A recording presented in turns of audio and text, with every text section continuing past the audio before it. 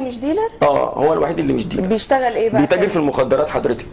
لا، ما هو تاجر المخدرات هو الديلر. لا ده خطأ شائك.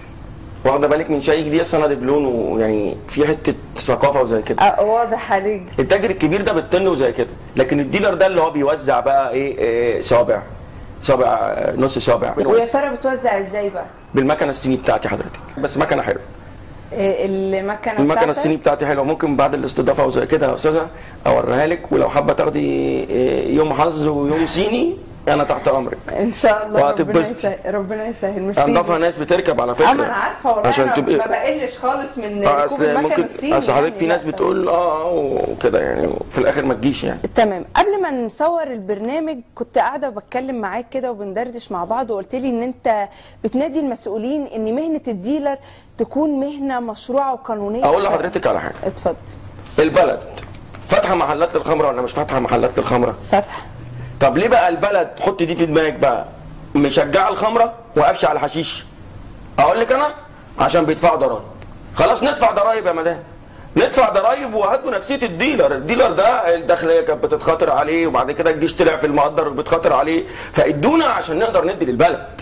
يعني معنى كلامك ده ان انت بتطالب بمعامله المخدرات تتعامل نفس هي معامله الخمره؟ واحسن.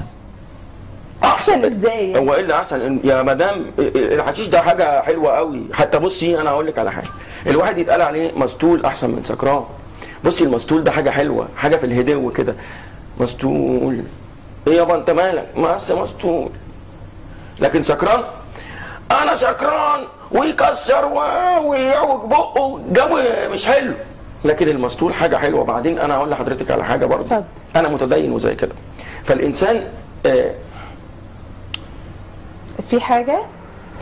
في حاجه؟ انا كنت بقول حاجه دلوقتي وزي كده. كنت بتقولي ان انت متدين. الله يبارك لك. ما الله يبارك لك. اصل السطل بيبوظني بيغيبني، والله ساعات ابقى راكب وابقى رايح في حته ما اعرفش انا رايح فين، ولا يهمك انا معاك بس ببقى مبسوط. وتلاقيني قاعد كده قاعد في المواصله مبسوط، مش فاهم رايح فين بس مبسوط. فالانسان المتدين وزي كده يفهم ايه بقى؟ انه الخمره مذكوره في القران، لكن الحشيش اتذكر ما اتذكرش. لا بس الحشيش زيه زي الخمره، الاثنين بيذهبوا العقل. ما بيذهبش بالعقل يا مدام. الحشيش ده بيطلب معاكي زي ما انت عايزه، شغل وزي كده يطلب شغل، عايزه تهدي وتستكليسي يطلب استكليسي، ممكن عايزه تنامي بتشرب سيجاره الوداع ايه هي بقى سيجاره الوداع؟ اللي هي قبل النوم حضرتك، النوم الهادئ ده اسمه النوم الهادئ، تقومي ضاربه سيجاره الوداع